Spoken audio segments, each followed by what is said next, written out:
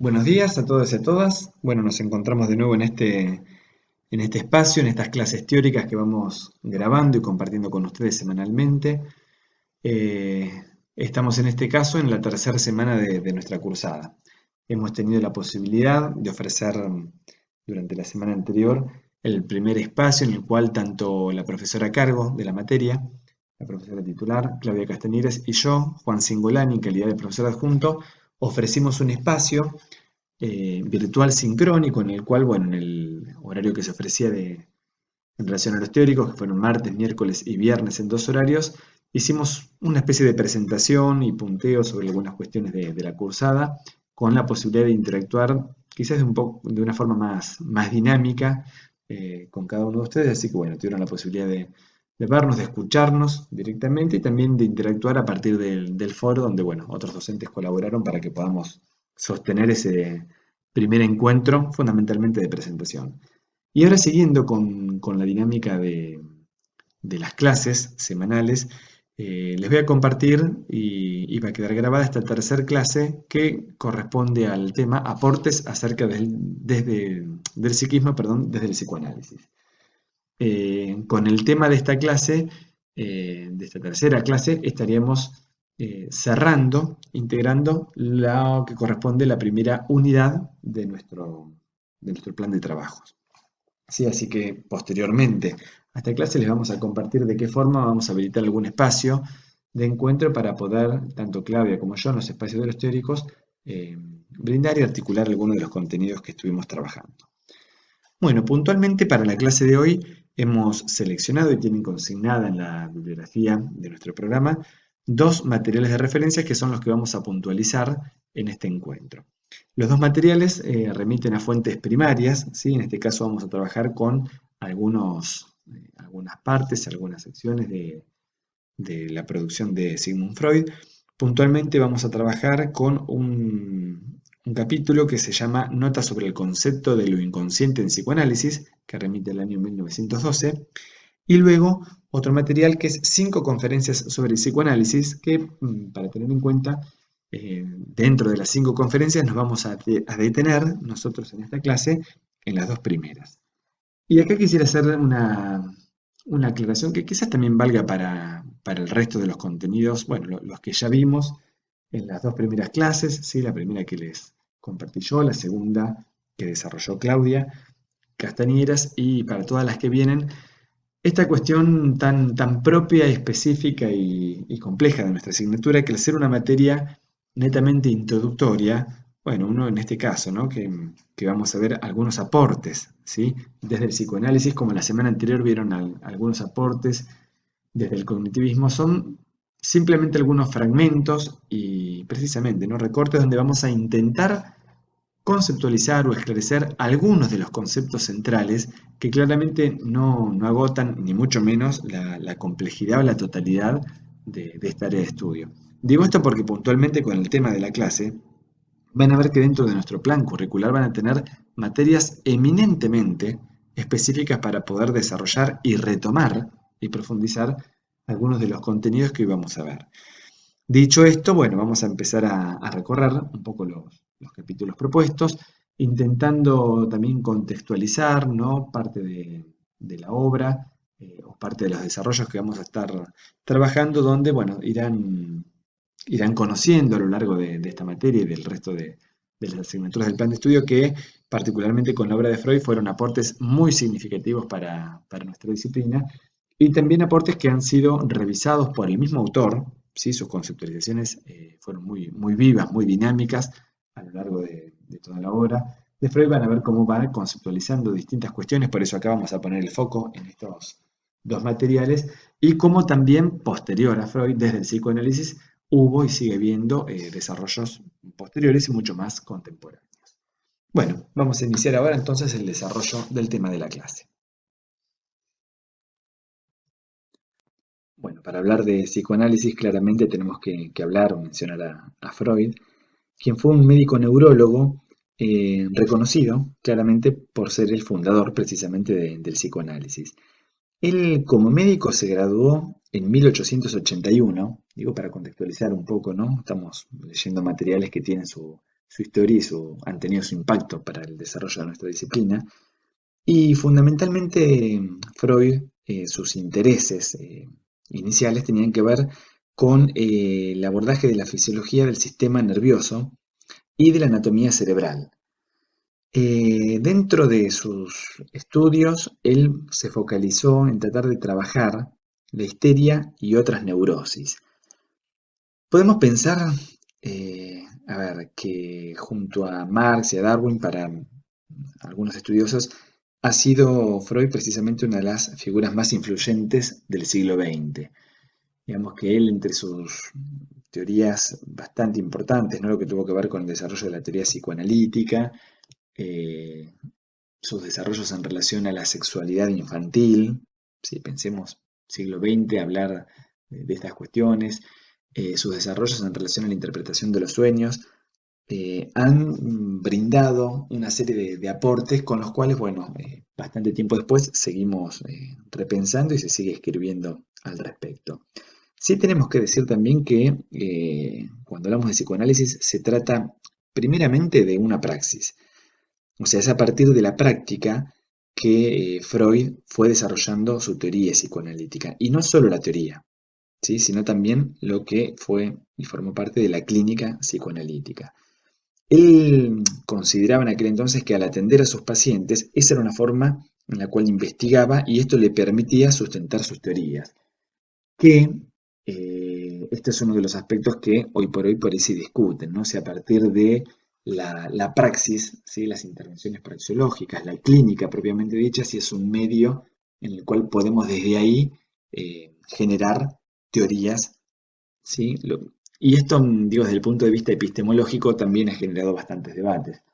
Eh, Sin ir más lejos, acá a nivel nacional, contamos con epistemólogos como Klimovsky, que han hecho aportes muy significativos, por ejemplo, a lo que tiene que ver la epistemología del psicoanálisis, pero podríamos caracterizarlo, ¿no? Como en la vereda de enfrente uno puede encontrar los desarrollos de Mario Bunge, que de una manera bastante crítica señala que el psicoanálisis no correspondería, ¿sí? No forma parte del campo de la ciencia, ¿sí?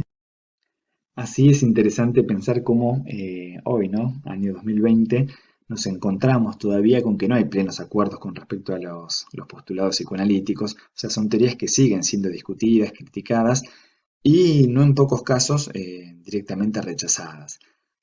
Por supuesto que, asimismo, ya desde el año 1910, ¿no? Freud eh, se habían congregado con otros estudiosos del tema y habían formado la Asociación Psicoanalítica Internacional, que claramente tiene una adherencia muy importante. Y uno podría o cabría hacer también el salto o la lectura, ¿no? Con respecto a nuestro país, donde sin lugar a dudas tuvo una adherencia muy significativa, los desarrollos del psicoanálisis. Eh, Ahí se observan, ¿sí? Algunos de los cuales fueron referentes, ¿sí? En nuestro país que permitieron de algún modo la introducción de estas teorías y los desarrollos posteriores, ¿sí? Los postfreudianos, con respecto al ingreso de estos conocimientos en nuestro contexto. Y deben haber escuchado, ¿no? O sea, ciertos dichos, ¿no? De que en Argentina, pero puntualmente creo que este fenómeno se ha estudiado, ¿no? Mucho más se da en Buenos Aires, de, de la predominancia de psicoanalistas, ¿sí? Con respecto a la densidad de la población. Y es todo un dato importante, o sea, relevamientos que fueron realizados por la misma Asociación Psicoanalítica, en este caso argentina, ¿sí? La APA, nos da una idea de que hay aproximadamente un psicólogo en nuestro país por cada 650 habitantes. Y en Buenos Aires aparecen aproximadamente un terapeuta cada 120 habitantes. Estos son números bastante significativos si uno los compara con lo que sucede en otros países o incluso en la región. Y esta misma situación también se observa, por supuesto, en las instituciones donde se forman los profesionales, en este caso de la psicología, ¿no? Me refiero a las universidades. Hay distintos estudios que señalan por ahí la predominancia, ¿sí? De la presencia de materias nominalmente, en su mayoría psicoanalíticas, en los planes de estudio. Quizás uno pueda hacer una salvedad con respecto particularmente a nuestro plan de estudio, ¿sí? Ya desde el plan curricular del año 89 se sostenía que dentro de nuestra carrera no necesariamente, si bien sí hay contenidos, por supuesto, psicoanalíticos, pero la perspectiva, la formación, ¿sí? de nuestra carrera fue tornándose más hacia otros campos, como por ejemplo ligándola a la investigación o a otros contenidos, tratando de corrernos del escolasticismo que habíamos mencionado algo hace unas semanas, ¿sí?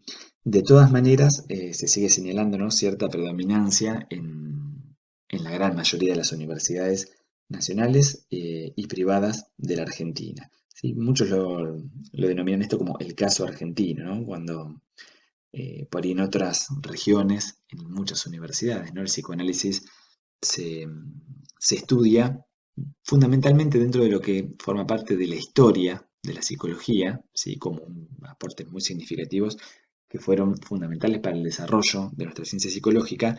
En algunos otros lugares, como les comentaba recién, en nuestro país, sigue teniendo un alcance, una predominancia bastante significativa. Y a veces es común en estos contextos encontrar como algo así como amores y odios, ¿no?, en relación, por ejemplo, al psicoanálisis. Y creo que acá sí va a ser importante que recuperemos, por parte de lo que habíamos revisado en nuestra primera clase, lo que, las actitudes que acompañan, ¿no?, el desarrollo de cualquier conocimiento científico, ¿sí? El poder ser escépticos, poder revisar los contenidos que tenemos, ser críticos y de la mano de eso, bueno, poder ir revisando cada una de las teorías y los conocimientos que colaboran y nos permiten contar con más herramientas para el entendimiento y el estudio de la psicología. Bueno, leyendo la obra de Freud se van a encontrar con, creo que un material sumamente rico. Rico, por un lado, por supuesto, por los aportes, ¿sí?, que ha desarrollado en aquel entonces, pero también desde mi lectura, ¿no?, desde la prosa misma, cómo va construyendo una teoría y cómo a medida, ¿sí?, que va avanzando en su obra, muchas veces también va corrigiendo, revisando y modificando aspectos que planteó oportunamente. Por eso digo de que hoy nos vamos a concentrar específicamente en algunos conceptos que, por supuesto, daría para repensar y abordarlos desde otras perspectivas con muchísimo más detenimiento. Fundamentalmente vamos a iniciar con el concepto del inconsciente, ¿sí? Cómo conceptualiza Freud el inconsciente para el psicoanálisis. Y para eso nos vamos a basar en este texto, ¿sí?, del año 1912, una presentación en Londres, donde a partir de sus observaciones clínicas que venía realizando, da cuenta de que existen procesos psíquicos que escapan a la mera conciencia, ¿sí? Y es en función de esto que él va a intentar conceptualizar y precisar distintos usos precisamente del término inconsciente.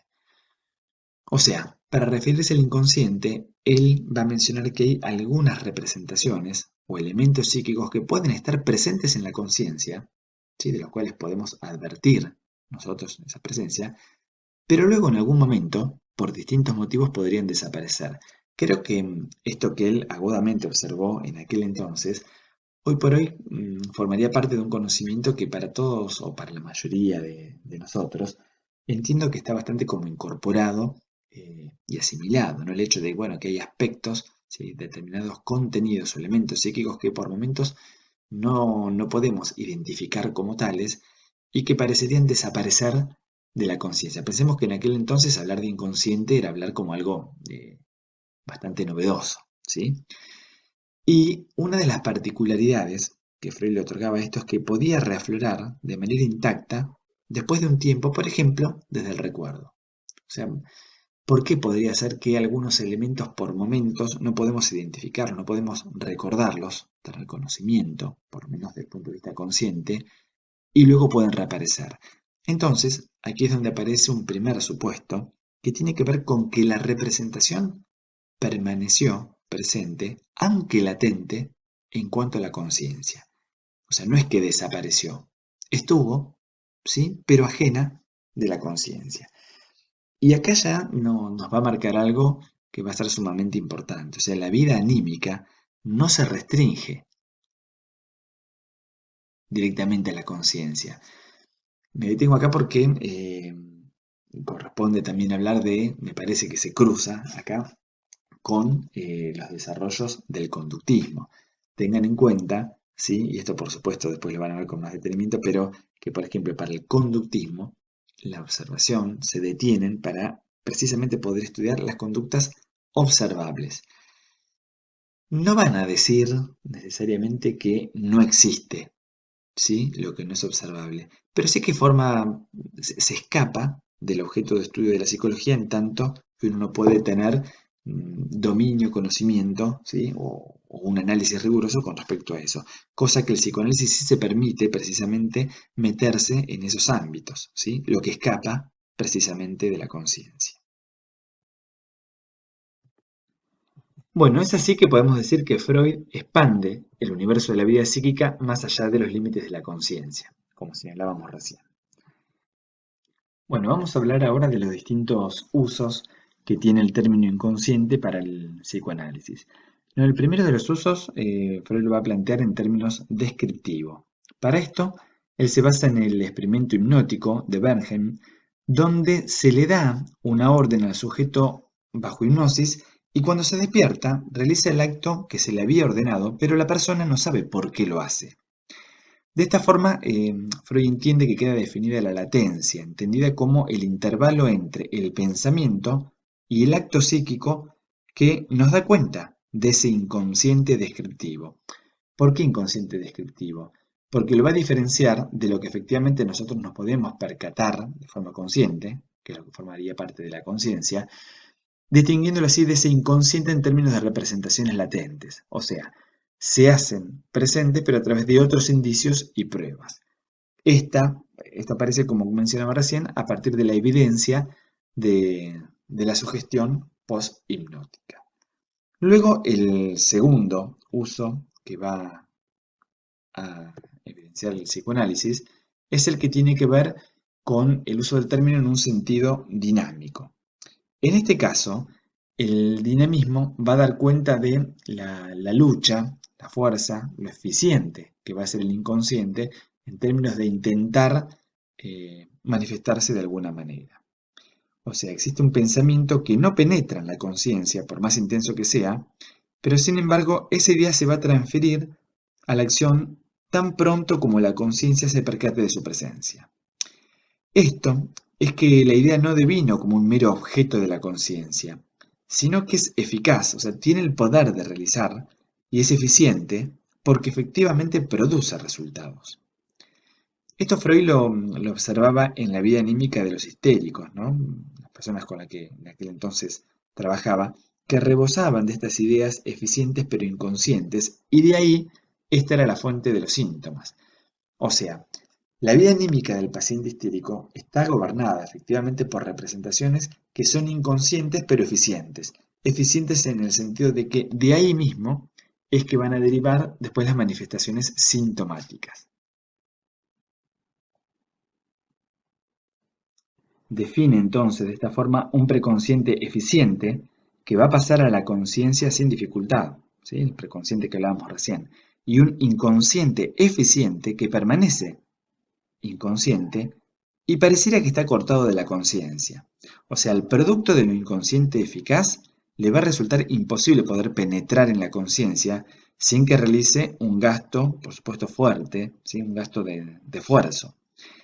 Un pensamiento inconsciente va a ser excluido de la conciencia por unas fuerzas que se contraponen en su aceptación, mientras no estorban a otros, ¿sí? A los preconscientes. Aquí graficado probablemente lo veamos un poco más claro esta diferenciación, como hablamos hoy, ¿no? Por ahí en términos descriptivos, consciente y lo no consciente, ¿sí? Pero luego, como estábamos viendo en estos términos dinámicos, vamos a ver que tanto los pensamientos latentes pueden ser inconscientes o preconscientes, los cuales intentarán, ¿sí? Por ser eficientes, van a intentar acceder a la conciencia. Los inconscientes, a pesar de la intensidad y de su eficiencia, se van a mantener alejados de la conciencia, y los preconscientes podrían devenir conscientes. O sea, esto da cuenta de las relaciones dinámicas y funcionales en la actividad psíquica. Después vamos a ir viendo cómo se presenta desde el psicoanálisis una terapéutica específica para tratar precisamente de identificar a partir, ¿sí?, de las reminiscencias que aparecen en el sujeto, tratar de dar cuenta o desentramar lo que remite al inconsciente propiamente dicho. La distinción entre pensamientos preconsciente e inconsciente se establece luego de haber entrado en juego la defensa, concepto que vamos a ver en un rato. Esta defensa designa los mecanismos de los que se sirve el yo para regular y manejar sus conflictos. O sea, hay algo que va de alguna manera a diferenciar, a escindir, a empujar, ¿sí?, del plano de la conciencia ciertas representaciones que resultarían peligrosas, ¿sí?, para el yo consciente, ¿sí?, no las podría tolerar. Entonces, dentro de los postulados, ¿sí?, del psicoanálisis, podemos ir recapitulando algunas cuestiones. Lo inconsciente va a formar parte de una fase regular e inevitable en los procesos que fundan nuestra actividad psíquica. O sea, todo acto psíquico comienza como inconsciente y en algunos casos puede permanecer así o abrirse paso a la conciencia. Es así que el psicoanálisis, en relación al estudio de lo inconsciente, se funda en el análisis e interpretación de los sueños y precisamente la actividad inconsciente de la vida anímica va a señalar Freud que responde a leyes diferentes de las que dominan específicamente la vida consciente. Por eso, dentro del tercer uso que vamos a ver ahora, que es el sistémico, se habla de relaciones, conjuntos y procesos que se llevan a cabo.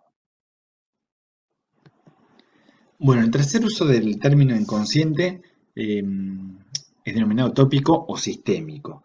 Y en este sentido Freud relaciona el producto psíquico del soñar precisamente con el inconsciente.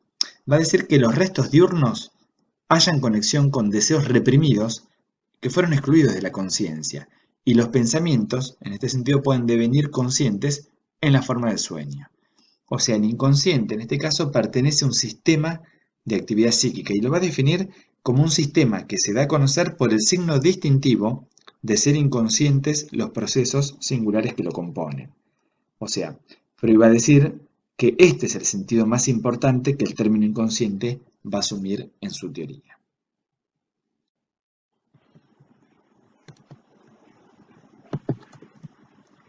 Bueno, vamos a ver ahora algunas articulaciones entre los contenidos que vimos recién y lo que Freud publica. En realidad esto forma parte de unas conferencias que él dio en Estados Unidos en 1909 y nosotros nos vamos a focalizar en las dos primeras conferencias que aparecen ahí en el material. En realidad acá lo que intenta hacer él es tratar de historizar, dar cuenta de la génesis y el desarrollo del método psicoanalítico de indagación y terapia.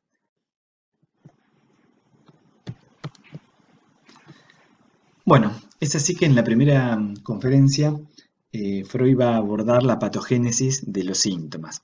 Él se apoya en los desarrollos, los trabajos que venía realizando en Viena, Breuer, otro médico, que fue quien podemos decir que desarrolló lo que se denominó el método catártico, que fue fundamental, ¿no?, para poder luego dar lugar a la metodología propuesta por Freud.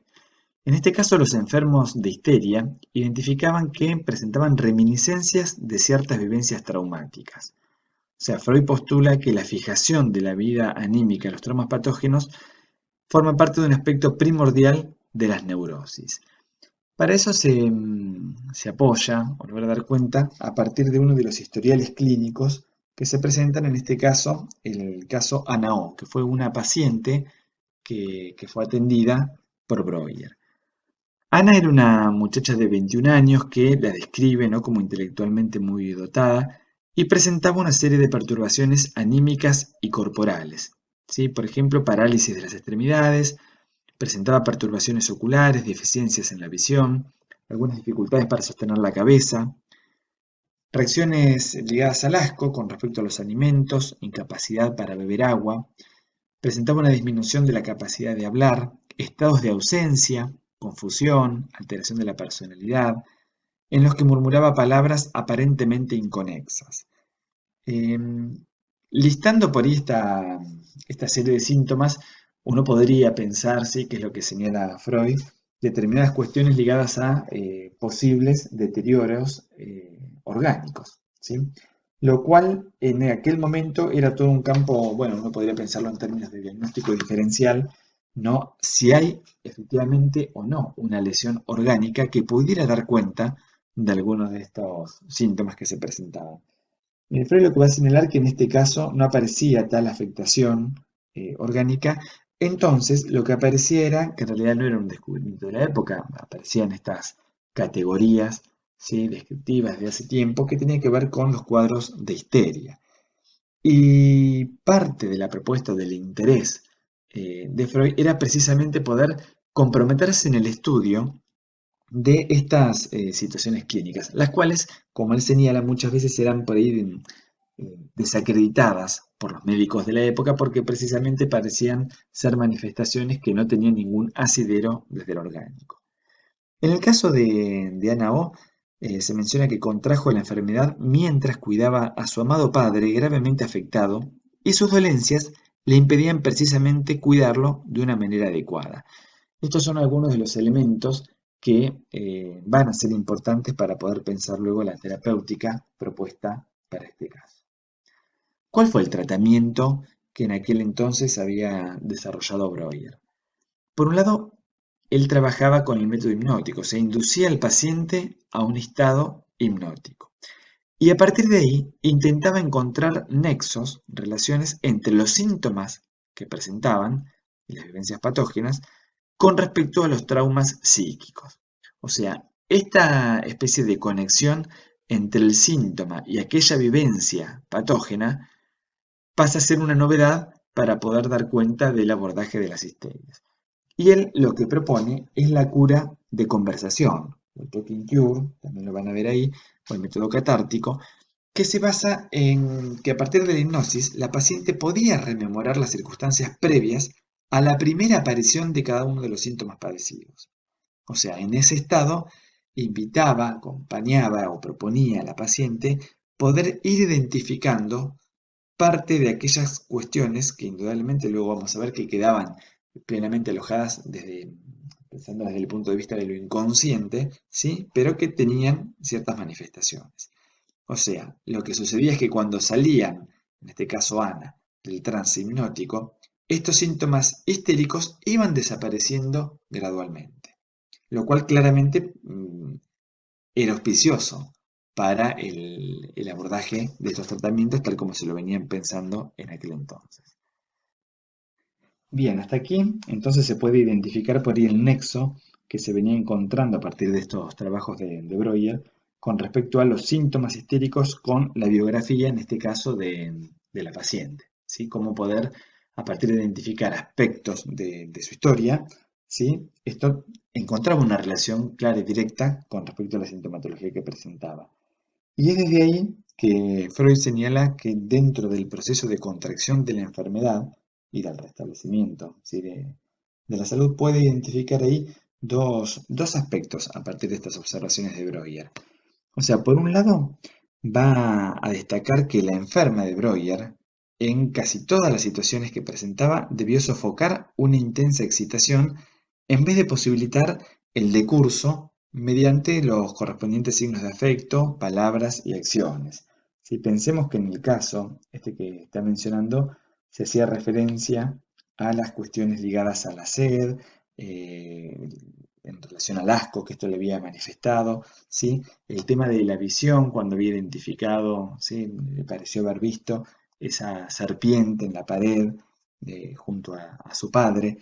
Entonces, estas cuestiones que fueron identificándose a partir de ese estado hipnótico son las que permitían, ¿sí?, que cuando se reproducían ante el médico aparecían estas mismas escenas que habían quedado en forma de afectos estrangulados.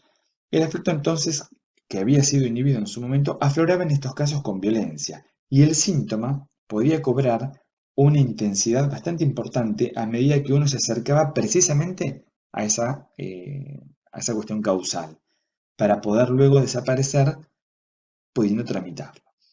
Estos afectos que aparecen con ciertas magnitudes desplazables pasan a ser decisivos tanto para la contracción de la enfermedad como para el restablecimiento. O sea, ahí es donde focalizan en uno de los aspectos centrales para la cura de los pacientes histéricos.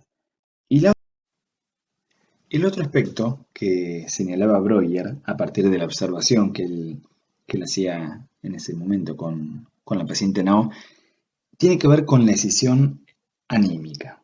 O sea, él encontraba que Nao podía mostrar diversas condiciones anímicas como estados de ausencia, confusión, alteraciones de carácter, lo que eran identificados como síntomas, pero todo esto a su vez junto a su estado normal.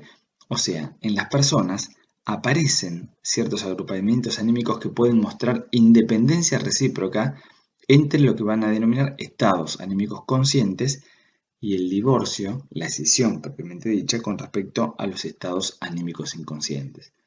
Es así que Freud llega a elucidar que lo que tiene que ver con el olvido de las vivencias traumáticas, o sea, donde existe un síntoma, en este caso los síntomas que se ven identificados, en este caso del historial clínico, se encuentra también una amnesia, una laguna del recuerdo. Y el llenado de esa laguna es lo que conlleva la cancelación de las condiciones generadoras del síntoma. Por lo tanto, el trabajo se tiene que centrar precisamente en eso, en poder identificar cuál es esa amnesia, cuál es esa laguna, para poder luego llenarla de alguna manera y poder así identificar aquellos elementos que van a poder permitir otras condiciones para que pueda subsanarse la situación sintomática. Freud luego va a presentar los elementos propios de la segunda conferencia, que acá hace foco en los estudios que realizó junto con Charcot en la Salpêtrière, una clínica en París. Acá estudiaban las aplicaciones también de la hipnosis en el tratamiento de la histeria, pero el interés estaba específicamente centrado en la génesis de la disociación histérica, o sea, cómo es que se producía esta escisión de los estados de conciencia. Señalaban que los recuerdos olvidados de alguna manera no estaban perdidos, pero había algo, que es lo que va a conceptualizar luego Freud, que impedía que esto, de alguna manera olvidado, pudiese acceder a la conciencia. Acá, junto a Charcot, se plantea que la hipnosis encubre las resistencias y las represiones, dos conceptos que va a empezar a conceptualizar. Y a partir de aquí es que Freud logra independizar el método catártico de la hipnosis, ¿sí? Es este que venía desarrollando inicialmente junto a Breuer. ¿Por qué? Porque encontraba que en su práctica clínica no todos los pacientes respondían efectivamente a esta posibilidad de acceder a ese método. Es así entonces que Freud decide trabajar con los pacientes en lo que sería su estado normal. O sea, intenta averiguar del enfermo, del paciente, algo que uno, el profesional, no sabía, pero que incluso el mismo paciente también desconocía. O sea, cuando a partir del análisis se llegaba a un punto en el que el paciente aseveraba que no sabía nada más, Freud, ¿qué hacía? Le aseguraba que en el fondo sí lo sabía y solo debía decirlo. Acá lo interesante es que sin emplear la hipnosis propiamente dicha, lograba restablecer el nexo entre aquellas escenas patógenas olvidadas, ¿sí? Lo que había sido reprimido, para decir posteriormente, y los síntomas que efectivamente estaban dejando como secuela aquella situación. Esto es lo que Freud entonces va a denominar el método de la asociación libre, ¿sí? Invitando, proponiéndole al paciente que pueda explayarse sin ningún tipo de prejuicio alguno, simplemente asociando, y es el analista, en este caso Freud, el que va a estar haciendo ese trabajo de rastreo para poder identificar cuáles son esos nexos efectivamente entre la situación sintomática, que es la que se presenta, y aquella escena propia de la vida que de alguna forma ha sido reprimida. Esto habilita poder trabajar dos conceptos que pasan a ser centrales en la obra de Freud, puntualmente se mencionan en esta conferencia. Uno tiene que ver con el concepto de resistencia y el que vamos a ver en unos minutos va a ser el concepto de represión. Cuando hablamos de resistencia, Freud da cuenta de que los recuerdos olvidados efectivamente no estaban perdidos, o sea, se encontraban en posesión del paciente y prontos a aflorar en asociación con lo sabido por él, pero Él menciona como que existe alguna fuerza que le impedía poder devenir efectivamente la conciencia y los llevaba, los obligaba a poder permanecer de manera inconsciente. O sea, cuando a partir del análisis se empeña, se intenta que el paciente logre introducir esos recuerdos inconscientes en la conciencia, ahí es cuando efectivamente cobra lugar este proceso mental que lo que intenta hacer es impedir efectivamente que lleguen a la conciencia esos contenidos que previamente habían sido reprimidos. O sea, sería como que el paciente se resiste a poder tomar conocimiento de algunos de sus deseos, hechos o impulsos que el tratamiento, ¿sí? A partir del método de la asociación libre, intentaría poder liberar, como poder encontrar una vía alternativa a lo que se manifiesta en forma sintomática. Podemos decir entonces que parte de la terapia psicoanalítica va a consistir, en función de poder alcanzar la cura de los pacientes, en poder vencer esas resistencias. La resistencia entonces es lo que mantiene así en pie al estado patológico. Sería el efecto que produce en el camino de la cura la represión. ¿Por qué? Porque la represión la conceptualiza Freud como una fuerza de desalojo. Dicho de otra manera, cuando se contrae la enfermedad, las mismas fuerzas que hoy son las que se oponen en forma de resistencia, ¿sí?, al empeño de hacer consciente eso que fue olvidado, fueron las que eventualmente produjeron el olvido y forzaron fuera de la conciencia esas vivencias patógenas. A esto es a lo que Freud denomina represión, que es esa fuerza de desalojo. O sea, esta represión es probada en última instancia por la existencia de la resistencia. Y acá es donde, intentando ejemplificar un poco estos conceptos, es la solución precisamente a la conferencia que estaba brindando en aquel momento y hace el paralelismo de, bueno, qué hubiese sucedido, ¿no?, si alguna persona, si alguno de los que está ahí presente en el auditorio, tuviera una conducta desajustada, así un tanto revoltosa, que lo distrajera a él, y por lo tanto, bueno, sería necesario tener que expulsar a esa persona, ¿no? Entonces él va a hacer mención de que ahí va a ser preciso, ¿no?, desalojarlo, y ahí apela al concepto de represión, para que precisamente él pueda continuar con su exposición. Entonces, esa fuerza de desalojo, el tema de eliminar de ese plano, podemos pensarlo de la conciencia, ¿no?, eso que nos molesta, nos perturba, nos incomoda, va a haber una fuerza que lo va a intentar expulsar hacia afuera. Ese hacia afuera, en este caso, podemos pensarlo hacia el inconsciente, ¿sí? Y acá, en el ejemplo que está presentando, sería fuera del auditorio. Entonces, a modo de evitar, de prevenir que eso que pasa, o sea, por fuerza de la represión, que va a lo inconsciente, que no vuelva a ingresar, ¿sí?, ahí es donde se forjarían las resistencias, que son estas barreras que van a intentar precisamente impedir que aparezcan, que afloren a la conciencia aquellos aspectos que fueron expulsados oportunamente. Y esto es lo que va a dar cuenta de este dinamismo en términos intrapsíquicos, ¿no?, esta pulseada entre los aspectos inconscientes que quieren aflorar a la conciencia y la conciencia, en este caso el yo, que intenta mediar y de alguna manera va a intentar suprimir, reprimir aquellos aspectos para que no puedan aparecer de esta manera displacente. Freud también señala que lo reprimido no necesariamente queda resuelto. O sea, por más que se haya escapado, por decirlo de alguna manera, de la conciencia y haya accedido al inconsciente, no siempre podemos pensar que uno queda efectivamente librado de su presencia. ¿Por qué? Porque va efectivamente a insistir por salir. Y muchas veces lo que va a terminar encontrando Freud es que la forma en la cual terminan accediendo estas emociones inconscientes, reprimidas en el plano consciente, no siempre, no necesariamente es de la forma, ¿sí?, en la cual la emoción, la representación fue reprimida, sino que va a encontrar expresiones sustitutivas. Y esto da cuenta de la formación del síntoma. O sea, la decisión psíquica va a dar cuenta de una explicación dinámica del conflicto de distintas fuerzas anímicas. Y eso da cuenta de los conflictos denominados por Freud como en términos intrapsíquicos. ¿Cuál es esta pulseada, esta batalla?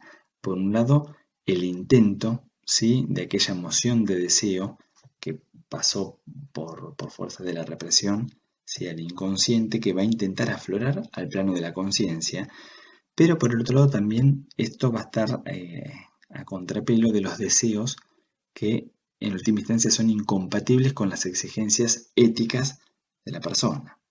Entonces, esta lucha de factores da cuenta de este conflicto intrapsíquico donde el yo es el que va a estar mediando y los síntomas del paciente en última instancia van a aparecer como formaciones sustitutivas de lo reprimido. ¿Por qué formaciones sustitutivas? Porque de alguna forma vamos a decir que fracasó la represión, ¿sí? En términos de poder adormecer, ¿sí? Ese deseo inconsciente que había sido expulsado. Ahora, por la fuerza del mismo, va a intentar aflorar de alguna otra manera. Y si bien se va a ahorrar en apariencia el displacer, ¿sí? De que no puede aparecer tal como fue reprimido, pero de alguna manera va a encontrar alguna forma desfigurada o irreconocible para poder manifestarse. Esto es lo que observaba Freud sistemáticamente en sus pacientes, que el síntoma remitía en última instancia a estas cuestiones, a estas mociones, a estos deseos oportunamente que habían pasado por la represión, habían sido alojados en el inconsciente y luego intentaban manifestarse de alguna u otra manera. Entonces, cuando hablamos de que el síntoma podemos pensarlo como una formación sustitutiva, vamos a puntualizar algunos aspectos. Por un lado, en la histeria fracasa efectivamente el mecanismo de la represión, ¿sí? Si la represión se hubiera podido mantener, ¿sí? como una barrera efectiva, no hubieran aparecido, no hubieran aflorado estas representaciones sintomáticas. Si bien han ahorrado cierto grado de displacer, ¿sí? a la persona, la emoción de deseo reprimida perdura en el inconsciente. ¿Y cómo es que aflora? Aparece a través de un síntoma. Esta es la forma que encuentra para poder manifestarse, ¿sí? Esta expresión de deseo que había sido desalojada de la conciencia. O sea, el síntoma es un disfraz que porta ese deseo insoportable, reprimido, y al que se anudan las mismas sensaciones de displacer que creyó ahorrarse a partir de la represión. No solamente vamos a encontrar los síntomas como la modalidad o la posibilidad de manifestarse, ¿sí? Aquellas emociones ligadas a los deseos inconscientes. Otras formas que dan cuenta de las formaciones sustitutivas tienen que ver con el sueño, el chiste, los lapsus. Por eso, y eso lo van a ir viendo a lo largo de la carrera en otros textos de Freud, como por ejemplo a partir del sueño también pasa a ser una posibilidad de poder rastrear o identificar aspectos ligados al inconsciente de cada uno de nosotros. Vieron que en esta segunda conferencia es cuando Freud presenta el caso, el historial clínico de Elisabeth von R. Y ahí él presenta el pensamiento de esta paciente que va a referir cómo en determinadas situaciones aparecen algunas representaciones que pueden ser complejas para el yo, en este caso para el yo de Elizabeth, ¿no? Que en vez de presentarse como recuerdos inocuos, se pueden volver nocivas y por eso ahí actúa, por ejemplo, el proceso de la represión. Freud, ¿qué es lo que nos va a decir? Que cuando la muchacha hubo llegado ante el lecho de su hermana muerta, por un breve instante afloró en ella una idea. Ahora, él está libre y puede casarse conmigo. ¿Se acuerdan de esto, no? El caso este en el que la cuñada se encuentra, por decirlo de alguna manera, con un pensamiento que indudablemente resultaba inadmisible, ¿no? Que tenía que ver por ahí con estos deseos no reconocidos como tales en función de su cuñado. Entonces, el pensamiento, a ver, no es otra cosa que el lenguaje, ¿no? Esto lo vamos a ver en algunas clases cuando vemos algunos de los procesos psicológicos, esta interrelación entre el pensamiento y el lenguaje, ¿sí? Vamos a ver que el pensamiento da cuenta de un encadenamiento de significantes que seleccionan una expresión y surge una idea. Y esa frase, esas palabras de Elisabeth von R son las que efectivamente se reprimen y pasan a estar en el plano inconsciente. Entonces, la representación inconsciente, una vez que fue reprimida, va a permanecer en el sistema inconsciente como una formación real. Bien, lo que nos plantea Freud es que entonces en el curso del tratamiento psicoanalítico podemos identificar los caminos por los cuales se consumó la formación sustitutiva, ¿sí? Para su restablecimiento va a ser necesario que el síntoma sea traspasado de nuevo por esos mismos caminos hasta precisamente la idea reprimida. O sea, hay que desandar esos caminos. Entonces, si lo reprimido es devuelto a la conciencia, el conflicto psíquico así generado, o sea, ese que el enfermo precisamente quiso o necesitó evitar, puede hallar un desenlace mejor que el que le procuró la represión propiamente dicha. En este caso, ¿cuáles serían las posibles alternativas? Convencerse de que rechazó el deseo patógeno sin razón y aceptarlo, ya sea total o parcialmente. Otra de las posibilidades sería que este mismo deseo pueda ser guiado hacia una meta superior o exenta de objeción, y acá es donde después se va a conceptualizar en términos de sublimación, ¿sí? Y si no, otra alternativa podría ser admitir que la desestimación es justa, pero sustituirse el mecanismo automático y deficiente de la represión por un juicio adverso consciente. Y en este mismo curso del tratamiento psicoanalítico, todo lo que hace obstáculo al trabajo de la cura es precisamente la resistencia. Es aquello que va a trabar el acceso del sujeto a su determinación inconsciente. Bien, y para ir cerrando, dentro del marco del psicoanálisis, cuando hablamos de conflicto psíquico, hablamos precisamente cuando encontramos la oposición de exigencias internas de índole contraria. Por ejemplo, pueden manifestarse básicamente en dos sentidos, ya sea en el plano manifiesto o latente. Manifiesto sería cuando existe un deseo y una exigencia moral que claramente se presentan en términos contradictorios, ¿sí? Desde el plano manifiesto, propiamente dicho. Ahora, también el conflicto puede ser latente cuando puede expresarse de un modo deformado en el conflicto manifiesto y traducirse especialmente por la formación de síntomas, trastornos de la conducta, perturbaciones del carácter, etc. Que claramente son los casos para más relevantes en la clínica psicoanalítica, que es cuando se observan estas manifestaciones que aparecen en el plano latente, no totalmente manifiestas, ¿sí? Sino uno podría apelar a que podríamos resolverlas, ¿no? Quizás sin demasiadas dificultades, pero a veces esto se juega en un plano más interno y por eso aparecen la deformación de las mismas, ¿sí? A partir de estas formaciones sustitutivas, y desde el psicoanálisis está esta propuesta que a partir del método de la asociación libre poder abordar específicamente estas cuestiones. Bien, los desarrollos que estuvimos revisando hasta recién tienen que ver con las conceptualizaciones de Freud que corresponderían con lo que él denominó posteriormente su primera tópica, ¿sí?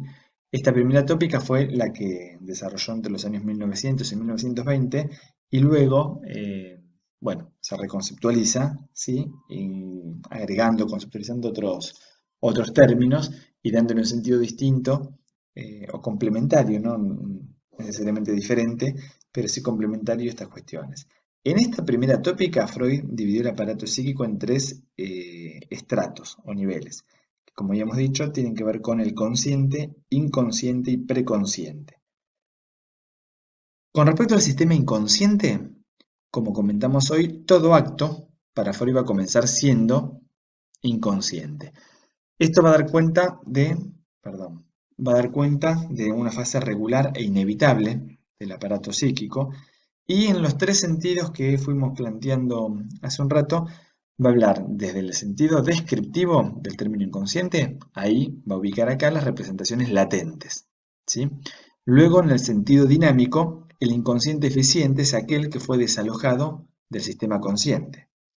Y por último, en el sentido tópico, o sistémico como hablamos hoy, da cuenta acá de que está regido por leyes distintas al sistema consciente.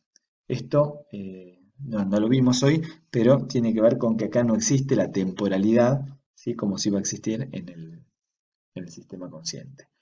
Luego, el preconsciente, esta es la instancia que se establece después que entró en juego la defensa, o sea, aquello que salió de la conciencia y precisamente aparece aquí en forma latente, o sea, que podría, con cierta facilidad, acceder nuevamente al sistema consciente. Y este último está conformado por aquellas representaciones que ya están en la conciencia. Daría cuenta de aquellas representaciones, las cosas con las cuales tenemos, bueno, nos percatamos, son las que podemos percibir. Y va a respetar las leyes lógicas y cronológicas de la temporalidad. Y retomando un poco lo que comentaba por ahí al inicio de la clase, la obra de Freud eh, es muy activa en el sentido de que él va precisamente elaborando y generando, construyendo, ¿sí? su teoría sobre el aparato psíquico y bueno, ya excede por ahí el alcance del propósito de esta clase sumamente introductoria con respecto a algunos conceptos del psicoanálisis, pero más adelante van a ver que es a partir de 1920 que él elabora otra concepción, ¿sí? de la personalidad y acá va a trabajar con lo que él va a denominar la segunda tópica. Entonces, así como hasta recién veníamos trabajando con los conceptos de consciente, inconsciente y preconsciente, ¿sí? que son los que fue desarrollando con los materiales que estuvimos revisando hoy, en la segunda tópica aparecen los conceptos de el ello, el yo y el superyo, que tal vez hayan escuchado, leído algo de esto en algunos otros espacios. Por ahí, bueno, para no marear y atendiendo, como comentaba, que a los fines de la materia, por ahí lo importante es poder tener una primera aproximación, ¿sí? Algunos conceptos psicoanalíticos, y también asumiendo que, bueno, el estudio de los mismos da para desarrollo. De hecho, en el plan curricular de esta materia van a tener materias pura y específicamente de contenido psicoanalítico para poder trabajarlos. Acá compartir algunos de los tantos conceptos algunos que vimos hoy, como, bueno, resistencia, represión, inconsciente, consciente, preconsciente, y algunos que quizás hayan escuchado o verán más adelante, como por ejemplo los mecanismos de condensación, desplazamiento, lo que tiene que ver con la sexualidad infantil, histeria, uno de los conceptos que vimos hoy. Aparece también el concepto de transferencia, negación, el complejo de Edipo. Bueno, indudablemente es todo un mar de conceptos, ¿no? El psicoanálisis, muchos de estos conceptos tienen vigencia y retomando, creo que en una de las primeras diapos lo comenté hoy, sin lugar a dudas el psicoanálisis sigue siendo, al menos en nuestro país, un campo sumamente complejo, heterogéneo y abierto a discusiones, ¿no? Desde distintos lugares, así como están sus detentores, ¿no? Y en nuestro país, en Buenos Aires, incluso también en Mar del Plata, hay asociaciones específicas y agrupamientos y uno lo puede visibilizar también en distintas cátedras, por ejemplo, en nuestra misma facultad. Es cierto también que existen algunos puntos, ¿no? de objeción con respecto a, por lo menos algunos de los desarrollos o algunas de las cuestiones que hacen a la elaboración del marco psicoanalítico. Así que bueno, para ir terminando, acá les compartimos un documental que tiene por ahí la característica de que se ve al mismo Freud, ¿sí? En vivo y en directo. Este es un recorte de una entrevista que se había hecho en aquel entonces. Así que bueno, este es un complemento que puede ser de ayuda para esta primera aproximación al psicoanálisis. Y tener en cuenta que con esto que estaríamos como cerrando la primera unidad de nuestra materia, ya nos vamos a adentrar en la segunda, que es la que le vamos a dedicar más tiempo y van a tener aquí también mayor cantidad de bibliografía, ¿sí? A lo largo de las próximas semanas vamos a ir viendo algunos de los procesos psicológicos y vamos a empezar por el proceso de sensación y percepción, que en este caso lo vamos a trabajar desde el manual de Myers, el mismo manual con el que hace 2 semanas habían trabajado 2 capítulos, ¿sí? Uno para el espacio de los prácticos, está organizado en el programa, y otro para el de los teóricos. Así que bueno, esperamos que tengan una buena